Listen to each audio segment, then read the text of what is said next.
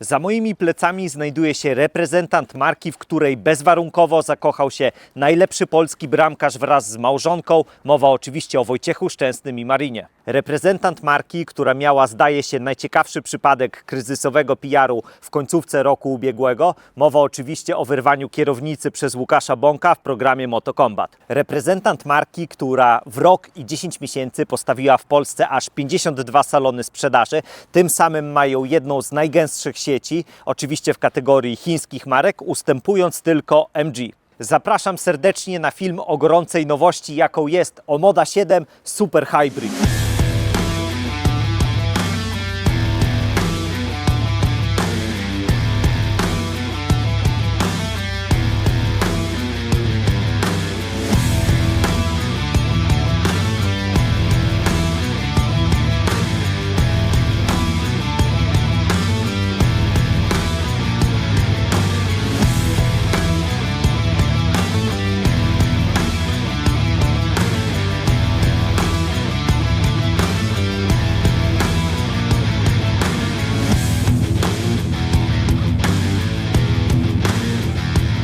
No i sam pierw, jak zawsze, lecimy z zestawem ciekawostek barowych. Hybrydy typu plug-in pomalutku przekonują do siebie Polaków. W ubiegłym roku zarejestrowaliśmy ponad 34 100 nowych aut osobowych z tymże napędem. Jest to wzrost o niemal 120% względem 2024 roku. Co więcej, ich udział wzrósł z 2,8% w 2024 roku do 5,7% w 2025. Wedle najnowszych danych, jakie udało mi się znaleźć, czyli od stycznia do lutego włącznie, rzecz jasna bieżącego roku, hybrydy typu plug-in mają udział w rynku na poziomie 7,5%. Myślę, że przy obecnej sytuacji geopolitycznej, która wiąże się z wysokimi cenami paliw w dłuższej perspektywie, to popularność tego typu napędów będzie rosła w nadwyraz szybkim tempie. Oddział Omoda Polska miał co ostatnio świętować, a to dlatego, że w ubiegłym roku zajęli drugie miejsce w kategorii rejestracji nowych chińskich aut osobowych w Polsce. Zarejestrowano aż 7522 Omody, dodajmy do tego 7420 sztuk J-ku i mamy wynik prawie taki, jaki osiągnęło MG, które jest nieco dłużej na naszym rynku. Jak się okazuje, auta wyposażone w technologię Super Hybrid dołożyły nielichą cegiełkę do tego wyniku. Dla przykładu, w rekordowym grudniu roku ubiegłego na 2631 zarejestrowanych aut aż 1043 były to pluginy. Zwróćcie uwagę, jak poważnie podchodzą do naszego rynku. Punkt pierwszy. Mają centralny magazyn części, który znajduje się w Duchnicach pod Warszawą. Czytałem, że mają obecnie 8000 indeksów części, co przekłada się na zapotrzebowanie 95% modeli oferowanych obecnie na naszym rynku. Punkt drugi. W ubiegłym miesiącu otwarto centrum szkoleniowe w Warszawie, pierwsze w tej części Europy, między innymi po to, żeby wesprzeć przedstawicieli działu technicznego oraz serwisu. Jak dla mnie brzmi to naprawdę poważnie i to jest koniec ciekawostek barowych. Ci, co mieli nieprzyjemność już mnie oglądać, zapewne dobrze wiedzą, że uwielbiam hasła serwowane przez projektantów. W tym wypadku ogromnie się rozczarowałem, gdyż mamy przepiękny, bezramkowy, geometryczny grill i nie padło tutaj żadne promienne hasło. To jest nie do pomyślenia. W moim osobistym rankingu najlepszych nazw grilli wciąż prowadzi Jack JS8 Pro ze zbroją wodospadu gwiezdnego. Ten tutaj mógłby się nazywać zasłona geometrycznego eteru. Prawią o nim tylko, że jest to pojazd z przyszłości jak żaden inny oraz że design frontu inspirowany był nosem rekina. Jak popatrzymy, jak się zgrywa przedni zderzak z maską oraz uwzględnimy te gładkie powierzchnie po bokach, to faktycznie coś w tym jest. Ja to czuję tutaj dużą inspirację Lexusem w pozytywnym tego słowa znaczeniu. Chodzi mi między innymi o kształt grilla, który zgrywa się z liniami maski w kształcie litery X.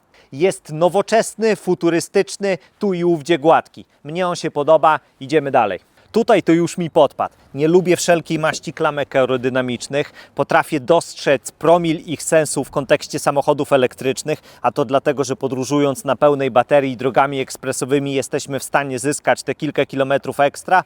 Te tutaj, dziękować niebiosom, są mechaniczne, aczkolwiek nie ma w tym wybitnej wygody użytkowania. O co my tak naprawdę, kochani, walczymy? O 0,5% mniejsze zużycie paliwa przy prędkościach autostradowych. Jest to absurd w najczystszej postaci. Chiny od przyszłego roku wprowadzają zakaz w pełni ukrytych elektrycznych klamek i mam nadzieję, że zdecydowanie pójdzie to szerzej i wrócą do łask tradycyjne klamki. W broszurkach pada promienne hasło lakier zawsze bez dopłaty. Oj, żebyście się nie musieli kiedyś tłumaczyć z tego zawsze, bo to apetyt rośnie w miarę jedzenia. Słuchajcie, mamy całkiem fajne lakiery do wyboru. Moim zdaniem najatrakcyjniejszym jest zielony, a wysoce prawdopodobne, że bestsellerem sprzedaży zostanie ten z auta testowanego, czyli matowo-szary. Do wyboru jest jeszcze klasyka, czyli biały, srebrny oraz czarny. Auto w zależności od wersji wyposażenia stoi na 19-calowych felgach bądź na 20-kach, takich jak tutaj, w takim śmiesznym wzorze jakby wirnika, niby 5-ramienne dla osób spostrzegawczych jak woda w toalecie, czyli dokładnie takich jak ja, a w rzeczywistości są 10-ramienne. Zwróćcie uwagę, jaką mają fakturę w paski te plastikowe osłony nadkoli. Profil jest gładki, nie mamy tutaj żadnych nadźganych krzywizn, jest modnie opadająca linia dachu, jest konkretnych rozmiarów spoiler dachowy, jest wysoko pociągnięta linia nadwozia za słupkiem C, są lampiony mocno zachodzące tutaj na tylny błotnik, niemal stykają się z klapką od wlewu paliwa. Normalnie mózg mi rozwaliło, gdy zajrzałem do danych technicznych o Mody 7. Ostatnio w testowanych przeze mnie Chińczykach nie było takich danych jak prześwit, pojemność bagażnika czy też pojemność zbiornika na LPG. Tak czy siak to nie jest mały wóz. Na długość mierzy on prawie 4,7 metra, na szerokość bez lusterek jest to prawie 1,9 metra, na wysokość jest to prawie 1,7 metra, z kolei wielebny rozstaw osi to ponad 2,7 metra. Prześwit to 167 mm bez ładunku i 157 w pełni załadowane. Przewód do ładowania auta ze standardowego gniazdka otrzymujemy w każdej wersji wyposażenia. Z kolei adapter do ładowania urządzeń zewnętrznych jest to opcja za dopłatą. V2L ma maksymalną moc 3,3 kW. Bateria typu LFP mierzy 18,4 kWh. Producent obiecuje nam tutaj na prądzie, że pokonamy do 90 km. Zbiornik paliwa mierzy 60 litrów. Jest to wybitna wartość w segmencie C-SUV łamane na D-SUV hybryd typu plug-in. W ogóle to w broszurce pada takie promienne hasło jak zasięg do 1100 km. 4 litery są bardzo schludnie narysowane, zresztą jak i całe auto. Mamy światło stop zintegrowane w spoilerze dachowym. Z kolei światła przypominają kształtem błyskawice. W końcu coś oryginalnego w zalewie pojedynczych pasów LEDowych biegnących przez całą szerokość nadwozia. Z kolei kierunkowskazy jest to tutaj na górze taki zestaw trójkątów. Na haku bez hamulca 750 kg, a z hamulcem maksymalnie 1250. Klapę w prądzie mamy od średniej wersji wyposażenia zwanej Luxury, dokładnie takiej jak tutaj, aczkolwiek nie mamy tutaj otwierania za pomocą gestu stopu. I jest max. Wersja podstawowa oraz topowa wjadą do sprzedaży w trzecim kwartale, a więc należy ich się realnie spodziewać dopiero pod koniec bieżącego roku. Do dyspozycji mamy 401 litrów do poziomu rolety, a po złożeniu oparć tylnej wersalki 1294. A tak się prezentują tutaj dwie kabinówki.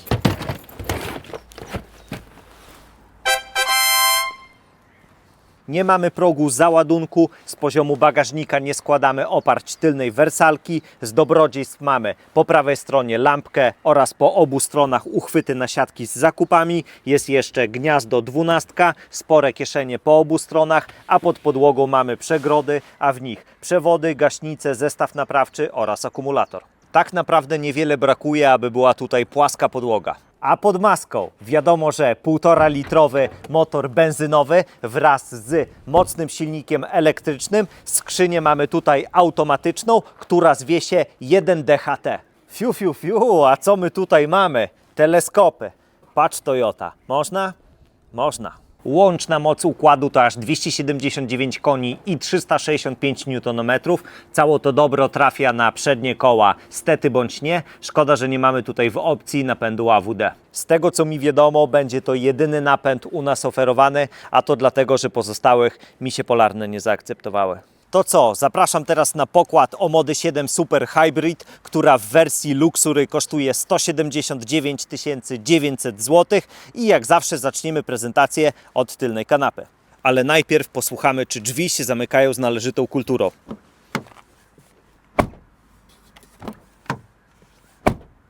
Są ciężkie i jest naprawdę wysoka kultura. bardzo ładnie wykończone są syntetycznym zamszem, a także skórą z plastikowych krów. W wielu miejscach jest tutaj naprawdę miękko. Fajnie wykończono obudowy głośników. Mamy subtelne oświetlenie LEDowe, fajne klamki wbudowane w podłokietnik. Co więcej, mamy tutaj strukturę taką a la drewno. Naprawdę wszystko tutaj gra. Miejsca w kabinie jest więcej niż się można by było tego spodziewać, nawet dla takiego kulturysty jak ja. Nie mamy regulacji kąta oparcia wersalki, aczkolwiek nie jest ona ustawiona na sztorc. Składana jest w proporcji 40:60, na plus, że ma długie siedziska i bardzo ładnie wygląda. Moje oczy szczególnie cieszy ta górna część siedziska wykończona w tym syntetycznym zamszu. Co więcej, mamy ładnie schowane izofiksy na skrajnych siedziskach. Z dobrodziejstw mamy dwie lampki sufitowe przy uchwytach, a także dwa porty USB typu A i C i jeden z nich jest szybki. Szkoda, że nie mamy tutaj żadnej półki na smartfony. Również szkoda, że tylna wersalka nie jest podgrzewana, a także, że nie mamy przybicia do bagażnika. Podłokietnik, tutaj też mam zastrzeżenia. Zwróćcie uwagę, że on jest niemal cały wykończony na twardo i jak siedzimy, to opieramy nasz łokieć na tym twardym wykończeniu. Fajnie, że nie mamy żadnego podbicia podłogi na środkowym miejscu, ale to trzeba traktować jako kiepskie wydanie karnego jeżyka, a to dlatego, że jest bardzo twardo i nie mamy praktycznie żadnej regulacji zagłówka. To jest pełen zakres. Imponujący, prawda? Też tak uważam. Auto się oczywiście samo otwiera, a także zamyka, tylko gdy zbliżymy się do pojazdu, a także się od niego oddalimy. Ale jak mu nie ufamy, to z poziomu drzwi mamy jeszcze dotykowy gładzik, aby go na przykład zamknąć.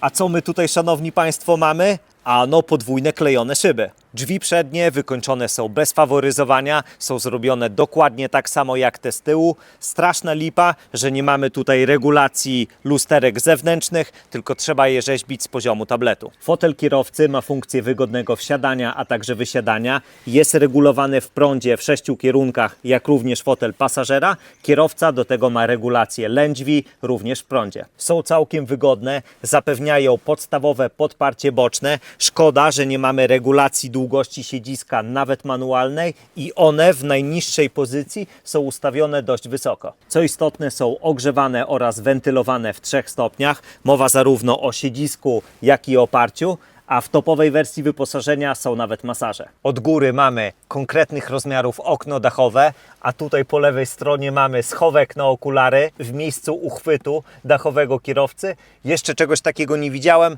albo widziałem i nie pamiętam. Bardzo miło, że osłona przeciwsłoneczna jest dodatkowo wyciągana, a to wcale nie takie oczywiste. Zwróćcie uwagę, że mamy port USB przy lusterku wstecznym do podpięcia wideorejestratora, dzięki czemu będziemy mogli powiedzieć słynne słowa record video i będziemy mogli zrobić awanturę na Facebooku, jak jakiś kierowca nam wymusi pierwszeństwo i będziemy musieli dotknąć pedału hamulca, co oczywiście naruszy naszą godność osobistą. Widoczność w aucie jest dobra, z wyjątkiem tego, co z tyłu, a to dlatego, że mamy modnie opadającą linię dachu, a także masywne słupki C oraz D. Spasowanie jest naprawdę na dobrym poziomie. Jedyne zastrzeżenia mam do okolic centrum dowodzenia oknem dachowym. Kierownica regulowana jest manualnie w 4 kierunkach, a to wcale nie takie oczywiste w przypadku Chińczyków. Bardzo przyjemnie leży w dłoniach, jest masywna, mięsista i jest wykończona w ekologicznej krowie, a także w zarazie XXI wieku, czytaj Piano Black.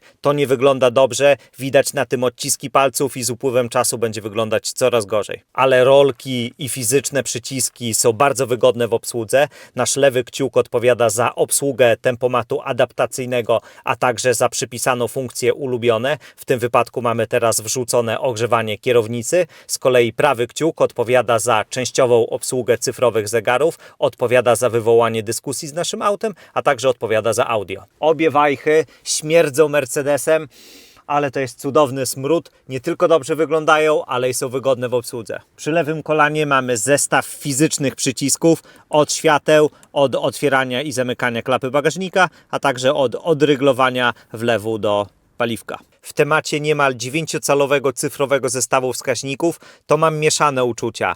Ilość wyświetlanych informacji jest dość duża na tę powierzchnię, ale nie można odmówić im logicznego pogrupowania. Jeśli macie wzrok jastrzębia, to tutaj nie będziecie mieli większych obiekcji. Szkoda, że nie mamy możliwości ich personalizacji. Możemy w zasadzie tylko pozmieniać to, co będzie wyświetlane po prawej stronie. Zobaczcie. To trochę nie przystoi, żeby w XXI wieku było coś takiego w tych pieniądzach. Co istotne, mamy w tej wersji wyposażenia wyświetlacz head-up z wszystkim, co niezbędne. Mianowicie mamy ograniczenia prędkości, prędkość, z jaką się poruszamy, a także wskazania z nawigacji. Współcześni producenci grają z nami w karty pod tytułem multimedia. Zdecydowana większość z nich robi to w następujący sposób. Dla Ciebie cyfrowe zegary, a także tablecik. Później przychodzi segment premium, na przykład Mercedes albo Audi. My robimy to tak. Cyfrowe zegary, jeden tablecik i proszę bardzo obok drugi tablecik. Później przychodzi BMW, daje cyfrowe zegary, tablet o popierdolonym kształcie, a także cyfrowe zegary na całym podszybiu. Proszę bardzo. I w tym momencie przychodzi Omoda, która daje cyfrowe zegary i tablet, który będzie jeździł od lewej do prawej strony, a w przyszłości może będzie strzelał laserami, a także stroboskopem. Tablet chyba możemy przesunąć na 3 sposoby. Punkt pierwszy, tutaj z górnego menu mamy do tego dedykowany przycisk. Punkt drugi, możemy przesunąć go 4 paluchami na ekranie. Proszę bardzo. Dawaj. I punkt trzeci, mój ulubiony, czyli wrzucamy kierunkowskaz i wraca na swoje miejsce. Rewelacja, co? O ile nie można na nim oglądać YouTube'a, Netflixa, czy też rżnąć w jakieś gry, to ma to tyle sensu, co obniżka VAT-u na paliwa dla przedsiębiorców. Nie ma go wcale. Wysnułem taką teorię, że przez ten przesuwany ekran nie mamy schowka w desce rozdzielczej po stronie pasażera, bo gdy nie ma przesuwanego ekranu, wówczas schowek jest. Tak czy srak, ekran o przekątnej 15,6 cala jest to jeden z najlepszych, z jakimi miałem do czynienia w ogóle. Rozdzielczość 2,5K, jasność 1000 lumenów, płynność pracy, intuicyjność w obsłudze, czytelność, świetny system kamer, które idiotycznie są nazwane 540, z przydatną funkcją, że pokazuje nam w centymetrach odległość od przeszkód. Serio, cud miód i dofinansowania z KPO w Karmelu. Tunel środkowy jest wysoki, może on przeszkadzać wysokim kierowcom. Wydaje się, że częściowym rozwiązaniem tego problemu byłoby zastosowanie większej ilości pianki w tej górnej części, która jest elegancko wykończona. Poniżej mamy elegancką tackę na nasze smartfony. Jedna jest z ładowaniem indukcyjnym wraz z chłodzeniem o bardzo wysokiej mocy ładowania 50 W.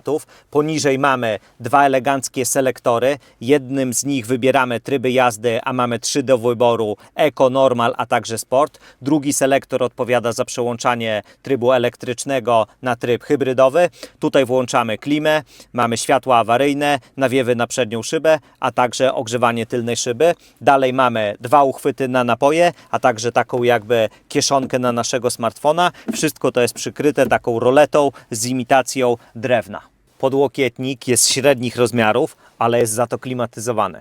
Pływająca konsola to świetna rzecz. Mamy tutaj konkretnych rozmiarów półkę. Z dobrodziejstw mamy gniazdo 12 oraz 2 porty USB typu A oraz szybki C. I co ciekawe, mamy jeszcze tutaj dezaktywację poduszki pasażera. Trzeba przyznać, że to ciekawe miejsce.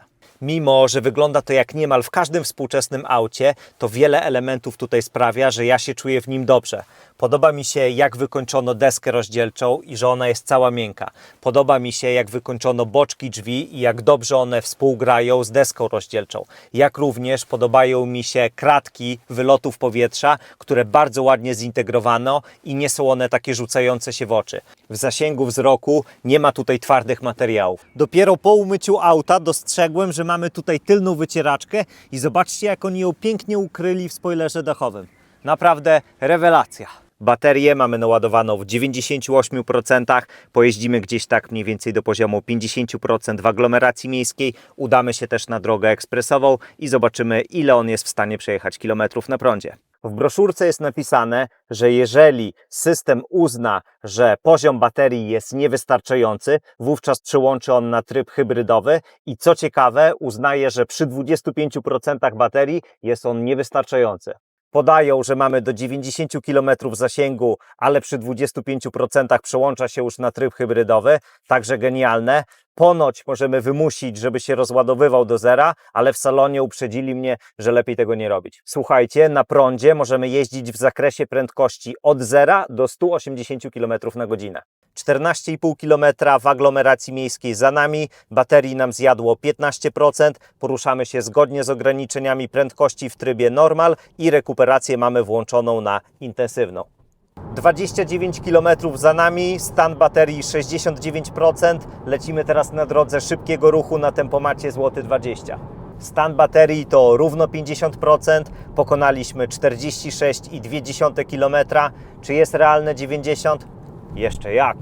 Rozładowaliśmy akumulator do 13 km zasięgu, wówczas wbiliśmy tryb oszczędzania energii na inteligentny, żeby do tańca został porwany cały zespół napędowy. Udaliśmy się na drogę ekspresową, jeździmy cały czas w trybie sport, poruszaliśmy się po aglomeracji miejskiej, kolokwialnie mówiąc wóz lekko nie miał, pokonaliśmy 50 km, jak widzicie, i zobaczmy teraz, jak wygląda konsumpcja. 7,5 litra na setkę, plus to, co sobie wyprodukował, no to mamy niecałe 6 litrów na stówkę. Chyba nieźle, co? Zanim przejdziemy do pomiarów wyciszenia, napomknę, że mamy tutaj audio od Sony z 8 głośnikami. Nie jest to pozycja dla jakichś tam audiofili, aczkolwiek gra poprawnie z plusem.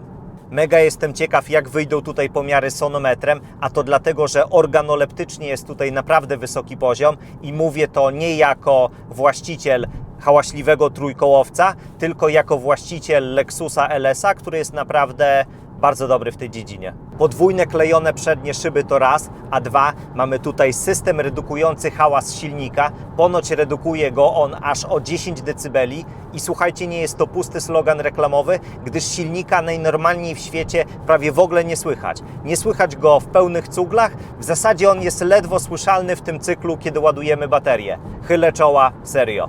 Tempomat mamy ustawiony na 90 km na godzinę, ja się teraz zamykam i mierzymy. Minimum mamy 60,9 dB. Żeby mieć jakiś punkt odniesienia, czy jest to dobry, czy to też zły wynik, zamieszczamy tutaj tabelkę z ostatnio testowanymi autami. Mamy 120 na tempomacie, ja się zamykam i mierzymy. Przy cholernie mocnym wietrze mamy minimum 62 dB. Prędkości obrotowych nie podaję, a to dlatego, że nie ma co tutaj podawać. Korzystając z okazji, omówimy pracę tempomatu adaptacyjnego, który działa na mocną czwórkę. Bardzo dobrze trzyma on auto w pasie ruchu, nie pływa jak pijany zając od lewej do prawej, sam przyspiesza, sam hamuje, ale jak na Megusta troszeczkę za szybko on przyspiesza oraz lidar potrafi być nadwrażliwy, potrafi zobaczyć auto na sąsiednim pasie albo jakiś cień, albo muchę i delikatnie przyhamowuje. Nie jest to oczywiście nic uciążliwego, ale wypada o tym wspomnieć. Wyprzedźmy teraz ciężarówkę, mamy niecałe 90 km na szafie, jest zapięty tryb sport, lewy pas jest wolny i rura. Reakcja na gaz jest naprawdę bardzo dobra, jak w elektryku. Jak było, panie Krzysztofie? Ano, chyżo, bez żadnego srania po krzakach. Nie wiem, ile w tym prawdy, bo wychodzę z założenia, że wszyscy producenci trochę naginają rzeczywistość, ale ten 1,5 litrowy turbodoładowany motor benzynowy o mocy 143 koni i 215 Nm charakteryzuje się sprawnością cieplną przekraczającą 44%, a to więcej jak wyśmienity wynik. A to za sprawą cyklu Millera, inteligentnego spalania, zaawansowanego układu chłodzenia i wysokowydajnej turbosprężarki. 19 systemów, w cudzysłowie, wspomagających kierowcę. Nie ma obecnie auta na rynku, w którym powiecie: żaden z asystentów mnie nigdy nie irytuje, są doskonałe i czuwają tylko nad moim bezpieczeństwem. Te od zmęczenia kierowcy, koncentracji na drodze, przekroczenia prędkości o 2 km na godzinę mnie zawsze irytują. Odpoczywam to ja w starych autach, które po prostu na mnie ciągle nie krzyczą. Sprawdźmy teraz amatorsko 0-100, korzystając jak zawsze ze stopera w telefonie. Producent nam obiecuje setkę w 8,5 sekundy. Trzeba przyznać, że to trochę słaby wynik, patrząc na to, że mamy do dyspozycji 279 koni i 365 Nm. Tryb sport jest, mamy 34% baterii i rura.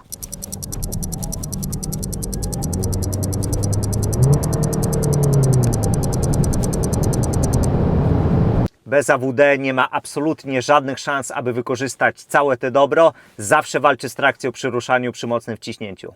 Układ kierowniczy, jak w większości współczesnych SUV-ów, jest bardzo mocno wspomagany, nawet w trybie sport. Czy pasuje do codziennych zmagań pokonywania aglomeracji miejskiej? Ano jasne, że pasuje. Słuchajcie, mamy 3 tryby pracy tej super hybrydy. Głównym motorem napędowym jest silnik elektryczny, dzięki czemu auto porusza się aksamitnie, gładko, ma dobrą reakcję na gaz, z wyjątkiem ruszania, to robi ospale, a silnik spalinowy jest tutaj pomocniczy i pełni też rolę generatora. Tryb elektryczny, w którym silnik spalinowy idzie na L4, wygląda na to, że on działa w pełnym zakresie prędkości, obchodząc się w miarę delikatnie z pedałem gazu. Sprawdzaliśmy od 0 do 150 km/h. Tryb szeregowy działa w średnim zakresie prędkości.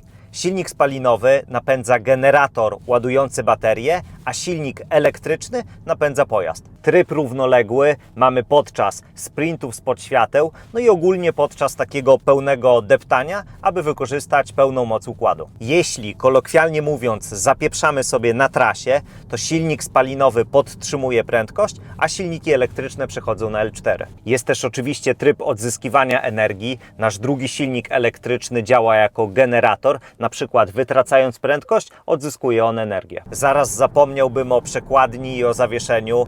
Wielowahacz z tyłu robi naprawdę konkretną robotę. Jedyne zastrzeżenia, jakie mam, to takie, że wolałbym mieć mniejsze koła niż te 20-calowe, bo nie raz, nie dwa czuć, że jest twardo, a więcej gumy wiadomo, że jest bardziej komfortowo.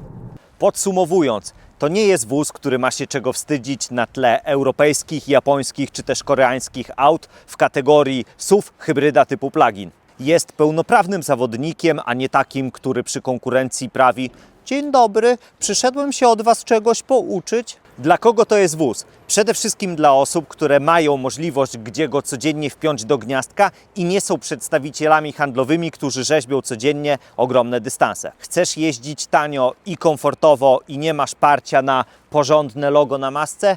Bez cienia wątpliwości warto rozważyć ten wóz. Śliczne dzięki Omoda Top Auto Białystok za użyczenie auta do testu. Bawiłem się dobrze. A Wy, drodzy widzowie, jeśli podobał Wam się ten film, koniecznie go podbijcie i zostawcie subskrypcję, żeby nie przegapić kolejnych produkcji. Sayonara!